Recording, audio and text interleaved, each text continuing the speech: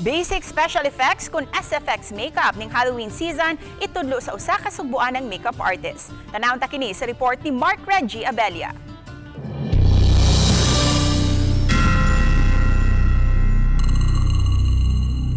Sa unang tanaw, daw murag tinuod, kining dakong samad nga daw nagtutupa ang dugo. Apan tutuki pagbalik, kay di kini tinuod o ginama lang sa silicone o fake blood. Kini ang gitawag nga SFX makeup ni Adamson J, 26 anyos, taga Barangay Tejero, Cebu City. Gitudlo niya ang mga pamaagi sa pagbuhat ni ini. Una, ipapilit ang silicone base nga susama og samad sa bukton gamit ang Prosthetics nga special effects adhesive.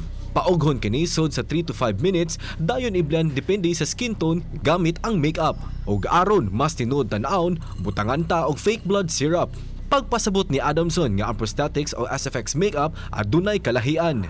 SFX makeup, it's making simple details like you're making scars or bullet holes or anything. Those are simple, basic. Prosthetics is example like you want to make body parts.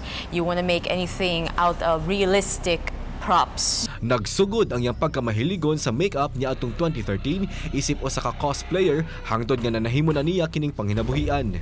Gani, ubay-ubay na nga mga proyekto ang iyang nahimuan og prosthetics ug SFX makeup ngadto sa kauluhan. Kauban si Clans Gabutin, Mark Reggie Abella. Balitang, Bisdak.